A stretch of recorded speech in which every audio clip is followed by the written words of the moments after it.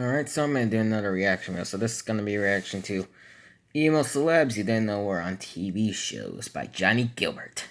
Alright, so let's do this. Emo and alternative artists that have been in TV shows. In this video, I will be covering emo artists that have been in TV shows that aren't just playing their music. There will be some exceptions to this, so if there are bands that are like performing in the TV show and they're pretending to play, then I'll include those. But if it's just like a performance where they're on Jimmy Fallon or Jimmy Kimmel, I'm gonna probably just skip on those for now. So here are some emo artists that you didn't know were on TV shows. Silent Library. Silent Library was an early MTV show where people would sit in a library and there would be pranks that would happen. And the whole premise of this show is that you're trying not to laugh with your band or group of friends. And because of that being such a general theme, they would have a lot of famous artists on it. I think Johnny before people even did a I mean, I did because I'm like there was no challenge video where Johnny Brian Stars and Robbie Eversauce did a video where they did something kind of like that. So some of these people would leave with around $5,000. That's a lot of money. So which celebrity was in there? Were just random groups of people. But my favorite part about it was seeing all the bands they would have on it. And oh boy, if you liked Warped Tour and alternative bands, this was the place to go. Here's just a list of all the alternative bands I could find that they had. All Time Low, Forever the Sickest Kids, We the Keens, Hey Monday, and Stereo Skyline. And never heard of them. Never Shout Never, 303, The Ready Set. This lineup is insane. For me as a young kid, seeing these bands on TV was the coolest thing ever. Because there's been a lot of times where you'll see your favorite band perform or you'll see their music video on TV, but seeing them be themselves and do challenges before people were really making YouTube videos all the time, it was really cool. And if you like this scene, you should definitely check out Silent Library. Christina Grimmie. In 2009,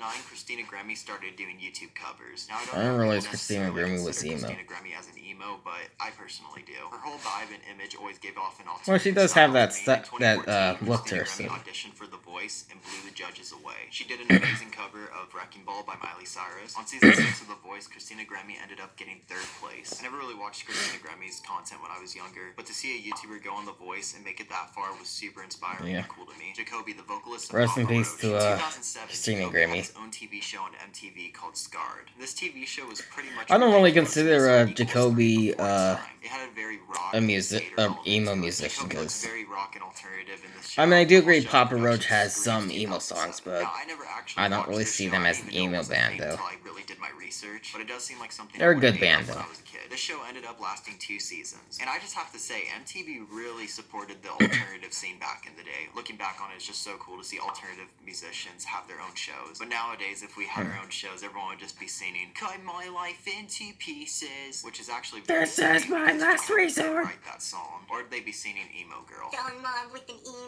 Oh I boy! can't go anywhere without people singing that to me. Mason Musso of Metro Station. Now this one is an extremely hidden gem, and I didn't know this ever existed. But I was thinking Hannah Montana, but that's Mitchell Musso. Done any acting, but way back in the day, he had a little cameo in this big show called Arrested Development. It's nothing too crazy, which honestly to me makes it kind of cooler just to be able to see him in it, because I don't know, it's like a hidden gem. I can't find any good footage of it, but I did find a little clip on YouTube, and I'm sorry about the low quality, but here it is.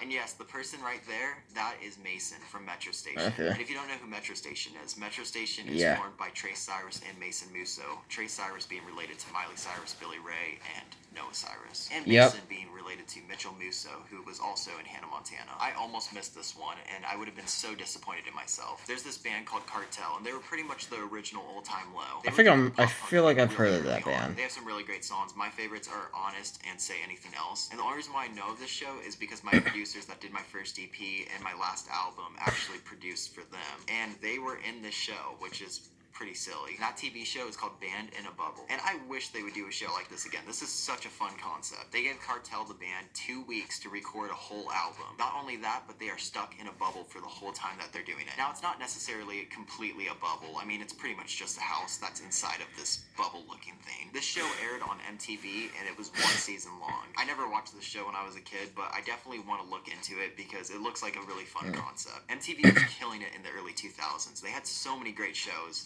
MTV, if you ever want to do a show with any more emo people, this guy wears eyeliner. Have you guys ever heard of the band Fall Out Boy? I know they're Heck yeah, man. You probably never even heard of them. Well, Fall Out Boy Boy has been on TV at least twice from my knowledge. On the TV show 90210, Fall Out Boy had a performance episode on the first episode of one of their seasons. I don't know which one. But the coolest thing that Fall Out Boy's done on TV, at least in my opinion, was be in a whole episode of Teen Titans Go. They were literally animated into the episode. I think I've seen that before. It's fucking dope. I know a lot of people don't like Teen Titans Go, but I think it's pretty cool. I mean, who doesn't want to see people I thought it was a good show. talking to Beast Boy? That's freaking awesome. Machine Gun Kelly, Colson Baker. Now, a lot of people don't want to consider him alternative, but I do. He's in the. Well, he's not an emo musician, but he does alternative pop punk music. He has So done at least one TV show from my knowledge, and that TV show is called Roadies. It had one season in 2016, and Machine Gun Kelly is one of the main characters in it, and he plays a character called Wes. And this TV show is pretty much what you would expect. It's a comedy about roadies. I've never seen it, but I would assume it's like a scripted version of what Warped Tour is supposed to be like. Hopefully without all the sus stuff that happened on Warped Tour. Let's be honest. Oh crap, not him. He's also been featured on episodes of Wild and Out, which is a show where people pretty much try to diss each other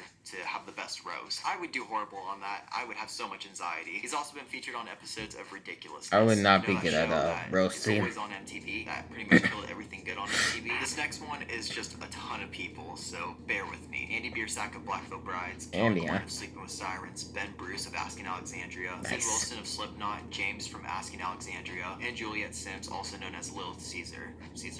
Little Caesar?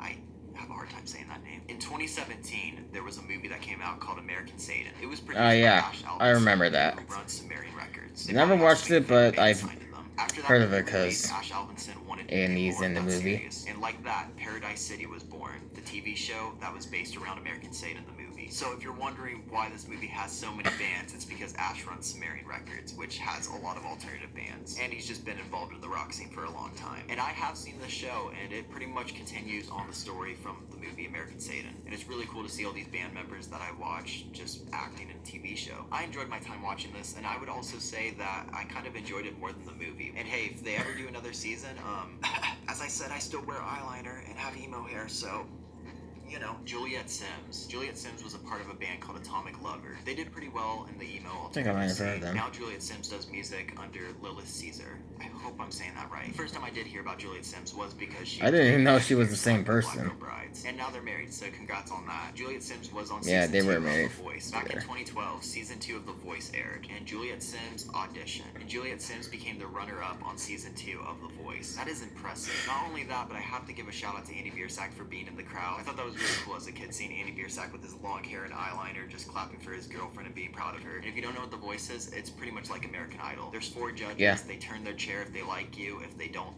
turn their chair. And the judge she ended up going with was CeeLo Green. You know that guy that made... Forget you. Yeah, I know him.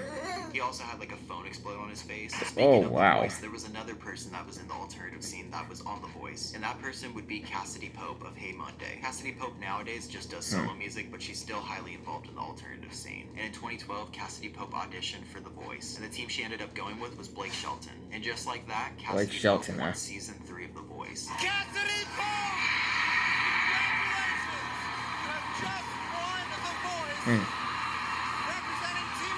To see someone that started an alternative band win like a show like American Idol or The Voice is just so fucking awesome. But that's not the only thing that Cassidy Pope's done on TV. Cassidy Pope and Pete Wentz of Fall Out Boy were on an episode of Degrassi: The Next Generation. Nice. There's a photo of them. Wow, that is very emo. Pete Wentz. Oh my gosh. This guy has done way too many TV shows. Pete Wentz has been on so many shows. I cannot believe it. Let's go through them pretty quickly. Okay. Pete Wentz was on the Nickelodeon TV show that not a lot of people like called School of Rock. It's not the one with Jack Black, but it does have Pete Wentz in a couple episodes, so I guess that's alright. Never He's also heard of in it. one episode of Robot Chicken in season 5. He played the Tin Man. I never watched I assume Robot that's Chicken. The Tin Man of Wizard of Oz. Oh, don't listen to them. They don't have to be so mean. Come on, buddy. You've got courage now. He was also in one episode of the show Friends with Benefits, and he played a character named Joe. I've never heard of this show before. He was on another show Neither called have I. Teen Unicorn. For Actually, one I might episode, have. and he played an unnamed think so. bassist. I've never heard of that as well. He was in one episode of CSI New York, which I've actually heard of that show, so that's cool. And here's some photos of him getting arrested. And he was on season 2, episode 1 of the show Californication.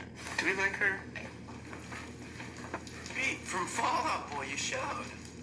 Didn't anyone think I was gonna show? Pete Wentz, you do too much, man. You do too much. Travis Barker. If you don't know who Travis Barker is, he's the drummer for Machine Gun Kelly. I just wanted to piss you off. Yeah, he's the drummer for Blink-182. In 2005, Travis Barker had his own MTV show called Meet the Barkers. That show would end up lasting 2 seasons. The show would just document his life with his newly born children and his wife, and his life being the drummer of Blink-182, which is fucking crazy. And on February 7th, 2006, the last episode of Meet the Barkers would air. And this was just kind of a typical reality show, which honestly MTV always did the best in my opinion. Chris Franzak of Attila. Now this one is really interesting because this was before Attila really had any attention. The band Attila was formed in 2005, and this episode of this show aired in 2006. And you're probably wondering what this show is called, and this show would be called Made. And this show ended up lasting 13 seasons, which is super impressive. This episode aired October 23rd of 2006, and here's some photos of Franz from Attila on this whole episode. This whole episode was dedicated to him and just making him into a rock star like he wanted to be. The whole premise of the show Made is just a self-improvement show. So they would just try to make you a better version of yourself and try to help you reach your goals.